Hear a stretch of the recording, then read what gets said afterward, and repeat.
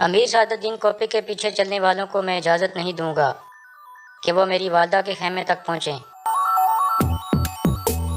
میں امیر سعد الدین کا نمائندہ ہوں۔ ان پر الزام لگانے کا مطلب ہے تم میرے اوپر الزام لگا رہے ہو۔ ارطغرل، کس طرح کی تعلیم ہے یہ؟ السلام علیکم ناظرین، اس قسط کے آغاز میں آیت الن گمستیکن کو ایک زہر کی شیشی دکھاتی ہے اور کہتی ہے کرکت کی پہلی بیوی دورو کو میں نے اس زہر سے مارا تھا اور اب اسی زہر سے میں کرکت کو بھی مار دوں گی۔ گمستیکن کہتا ہے میں نے تم سے بہت کچھ مانگا ہے، لیکن اس میں جو سب سے برا تھا وہ تمہیں کرکت کی بیوی بننے کو کہنا تھا۔ آیت الن کہتی ہے اس بوڑھے آدمی کی بدبو تو کبھی نہ کبھی ختم ہو جائے گی، لیکن تمہارا مارگریو کا عہدہ ہمیشہ قائم رہے گا۔ تجتیکن اور گوکچے کی شادی والی رات کرکت کے لیے موت کی رات ہوگی اور اس رات وہ اپنی آخری سانس لے گا۔ دوسری طرف بانو ججک آیت الن کا وہ صندوق کھولتی ہے جس میں اس نے سلجان کا کڑا رکھا ہوا تھا۔ تھوڑی دیر بعد وہ کڑا اسے مل جاتا ہے اور اسے یقین ہو جاتا ہے کہ سلجان ٹھیک کہہ رہی تھی۔ اتنے میں آیت الن اسے آواز دیتی ہے۔ بانو ججک کڑا دوبارہ اندر رکھتی ہے اور فوراً صندوق بند کر دیتی ہے۔ وہاں سے نکل کر وہ سیدھی دوان کے پاس جاتی ہے اور دلی دامیر کا افسوس کرتی ہے۔ دوان اس کا شکریہ ادا کرتا ہے۔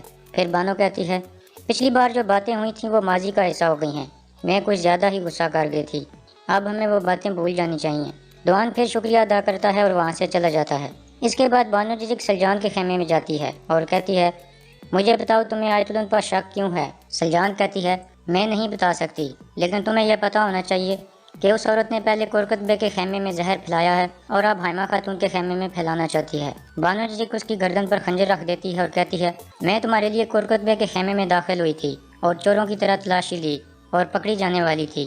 اب تم مجھے سب کچھ بتاؤ گی اور سچ سچ بتاؤ گی، ورنہ میں تمہارا گلا کاٹ دوں گی۔ اب مجھے بتاؤ کہ تمہیں آیت الن پر شک کیوں ہے؟ سلجان کہتی ہے آیت الن نے شادی سے پہلے کرکت بے سے ناجائز تعلقات قائم کر رکھے تھے اور میں یہ بھی جانتی ہوں کہ دورو خاتون کو بھی اسی نے مارا ہے اور یہی راز چھپانے کے لیے اس نے ایک بوڑھی عورت کو بھی مار دیا تھا۔ دوسری طرف ارطغرل اس جگہ جاتا ہے جہاں دلی دامیر ہتھیار بناتا تھا۔ اتنے میں سنگر تیکن وہاں آتا ہے اور کہتا ہے ہم دلی دامیر کا بدلہ ضرور لیں گے۔ ارطغرل کہتا ہے جب تک ہم قبیلے میں موجود غدار کو نہیں پکڑ لیتے تب تک ہم بدلہ نہیں لے سکتے۔ سنگر تیکن کہتا ہے مہر تانگت کے پاس کیسے پہنچی؟ اس سوال کا جواب اسی قبیلے میں موجود ہے۔ ارطغرل کہتا ہے اس کا جواب سعد الدین نے دے دیا ہے بھائی، جس آدمی نے تانگت کو استعمال کیا ہے اسی نے قبیلے کے کسی شخص کو بھی استعمال کیا ہے۔ اب وقت آ گیا ہے کہ گمستیکن سے بات کی جائے۔ دوسری طرف بانو ججک خنجر ہٹا لیتی ہے اور نیچے بیٹھ جاتی ہے۔ سلجان کہتی ہے کڑا میرے لیے بہت ضروری ہے۔ گونجا گل مجھے ڈراتی ہے کہ میں سب کو بتاؤں گی کہ اس بوڑھی عورت کو تم نے مارا ہے کیونکہ اس کے پاس میرا کڑا ہے۔ بانو ججک کہتی ہے دورو خاتون میرے لیے ماں کی طرح تھی، اس نے مجھے پال کر بڑا کیا۔ سلجان کہتی ہے کیا تم میری مدد کرو گی اور دورو خاتون کا انتقام بھی لو گی؟ بانو ججک کھڑی ہوتی ہے اور کہتی ہے تمہارا کڑا کرکت بے کے خیمے میں ہے۔ یہ سن کر سلجان خوش ہو جاتی ہے۔ اس کے بعد سلجان سیدھی کرکت بے کے خیمے میں چلی جاتی ہے اور کہتی ہے میں جانتی ہوں کہ آپ دورو خاتون سے چھپ کر آیت الن کے ساتھ کیا کر رہے تھے۔ کرکت غصے سے کھڑا ہو جاتا ہے اور کہتا ہے یہ کیا کہہ رہی ہو تمہارا دماغ خراب ہو گیا ہے۔ سلجان کہتی ہے پہلے میری بات سن لو پھر فیصلہ کرنا کہ میرا دماغ خراب ہوا ہے یا نہیں۔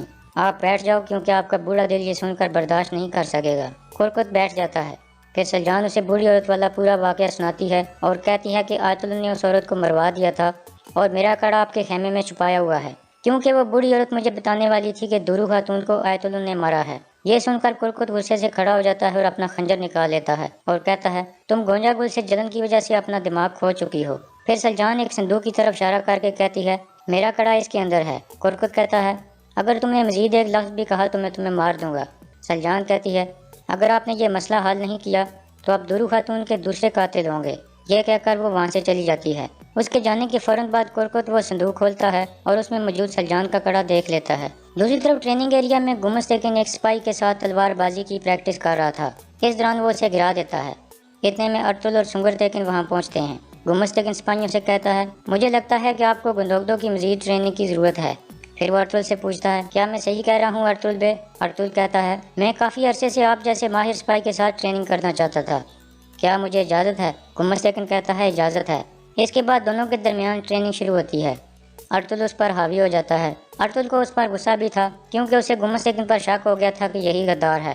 اس دوران ارطغرل اس کی تلوار گرا دیتا ہے اور اپنی تلوار اس کی گردن پر رکھ دیتا ہے اور کہتا ہے مہر سعد الدین کے کہنے پر قبیلے سے چوری ہوئی ہے اور اس کے کسی آدمی نے چوری کی ہے۔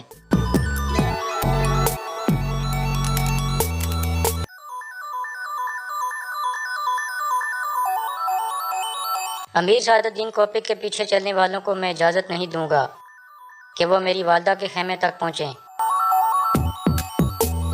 میں امیر سعادت الدین کا نمائندہ ہوں۔ ان پر الزام لگانے کا مطلب ہے تم میرے اوپر الزام لگا رہے ہو۔ ارطغرل، کس طرح کی تعلیم ہے یہ؟ اس کے بعد گندوگدو ارطغرل کی تلوار ہٹا دیتا ہے اور گمستگن کو اٹھانے کے لیے اپنا ہاتھ بڑھاتا ہے، لیکن گمستگن خود اٹھتا ہے اور اپنی تلوار اٹھا لیتا ہے۔ گندوگدو سے پوچھتا ہے کیا بات ہے گمستگن بے؟ گمستگن کہتا ہے تمہارا بھائی سعادت الدین اور میرے اوپر الزام لگا رہا ہے کہ میں نے سعادت الدین کے حکم پر مہر چوری کی ہے۔ گندوگدو ارطغرل سے پوچھتا ہے تم ایسا کیسے کہہ سکتے ہو بھائی؟ قبیلے میں پہلے ہی کافی مشکلات ہیں اور اب تم امیر سعادت الدین سے بھی پنگا لے رہے ہو۔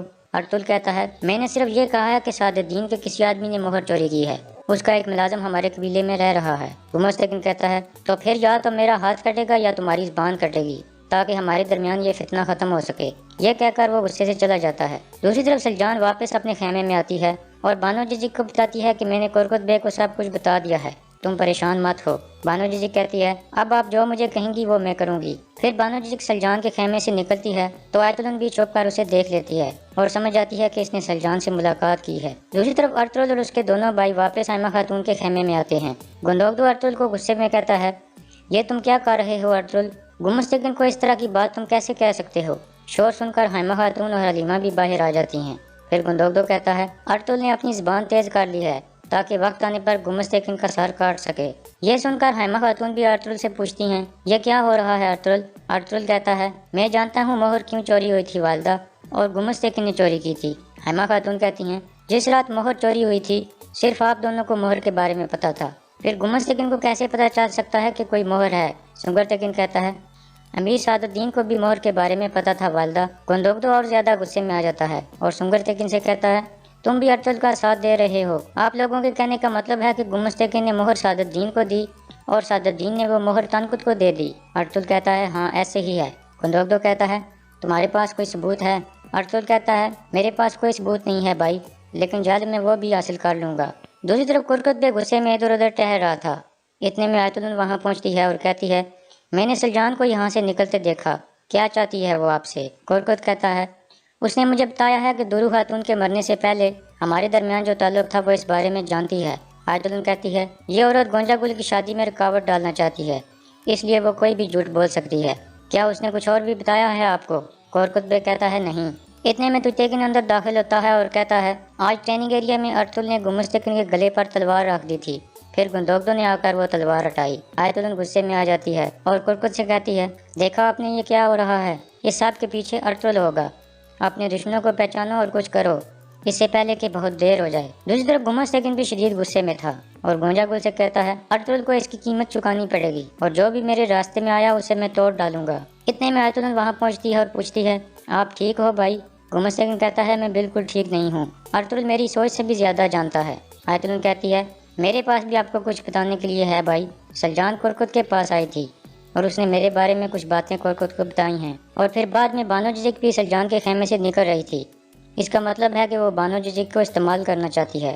گمستگن کہتا ہے یہ معاملہ بہت لمبا ہوتا جا رہا ہے۔ آیتولن کہتی ہے جب تک کرکت مر نہیں جاتا تب تک ہمارے لیے کوئی سکون نہیں ہے۔